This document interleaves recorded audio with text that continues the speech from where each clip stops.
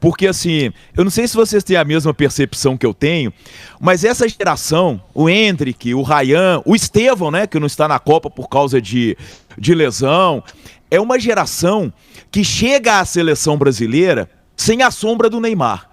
Só que eu percebo, aí eu não sei se é muita boa vontade minha ou se é muito desejo, mas eu percebo que são meninos que chegam à seleção brasileira de uma maneira diferente à geração à frente da deles, que é de Vinícius Júnior, de Rafinha, de Paquetá, que chegam à seleção tendo o Neymar como sombra.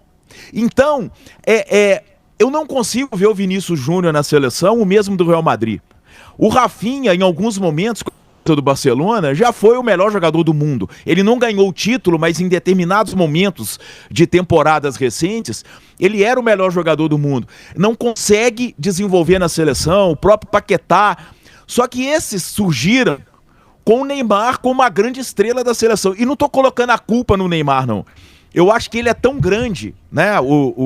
E a gente percebeu isso com a repercussão e com a movimentação pela convocação dele, que eu acho que ele deu assim uma murchada nessa geração quando ela chegou à seleção brasileira. Já o Endrick, o Estevão, o Ryan, o próprio Igor Thiago, que tem um pouco mais de idade do que eles, mas começa agora, eles chegam à seleção brasileira sem ter o Neymar, né? Porque o Neymar não joga pela seleção desde 2023, né?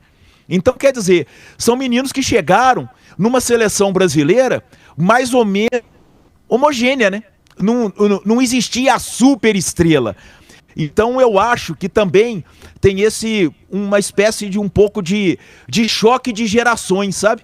É uma turma que chega à seleção brasileira com uma autoestima diferente da geração anterior à dela. Não sei se é só uma percepção minha, mas aí eu acho que é mais um efeito Neymar, porque realmente é um cara muito grande, né? A gente percebe isso. Desculpa, Ale, perdão, vai lá, segue lá. Pode seguir, por favor. Não, é só por isso que aí o Jair tava falando, das ausências da Copa. Cara, Messi, Cristiano Ronaldo, e aí eu não sei quem em primeiro, eu acho que o Messi, mas o Cristiano, e o Neymar. São as três grandes estrelas, né? Claro que com carreiras diferentes, com currículos diferentes, mas estrelas são os três, né? Então o tamanho do Neymar, ele é realmente desproporcional para o que a gente tem em relação, por exemplo, ao segundo aí na linha sucessória da seleção brasileira, por exemplo, que é o Vinícius Júnior, que foi o melhor do mundo, mas eu acho que nas prateleiras do futebol está algumas abaixo do Neymar. E acho que isso, Ale, que você está falando tem tudo a ver com o que você disse anteriormente sobre assumir responsabilidades com o Neymar de escudo, né? A gente falou bastante sobre isso também. Esses caras dessa geração anterior, Vinícius Júnior, Rafinha, eles têm tamanho, talento e carreira no mais alto nível, na elite da Europa, para assumir essas responsabilidades.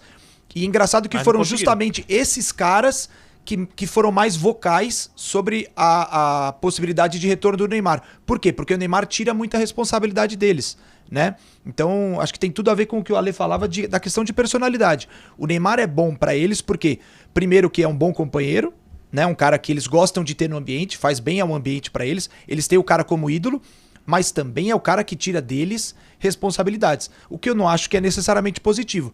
Vinícius Júnior, Rafinha, o próprio Casemiro, esses caras deveriam assumir mais responsabilidades com a camisa da seleção. Outro que não tá nessa lista por ocasião de lesão, que é o Rodrigo, foi o cara que assumiu a camisa 10 da seleção brasileira nas ausências do Neymar. E é um cara que tem um currículo de seleção brasileira muito aquém do currículo que ele já estabeleceu no Real e da qualidade técnica que tem. Ele seria, até por característica, um sucessor natural do Neymar dentro da seleção, dentro da equipe, dentro do funcionamento coletivo da seleção brasileira. Outro cara que também nunca conseguiu dar esse salto. Então acho que isso que o Ale falou tem muito a ver também com a parte do escudo. O Neymar é um escudo para seleção, para a CBF, para a comissão técnica, para tudo o que vier na direção dessa equipe nesse ciclo de Copa do Mundo.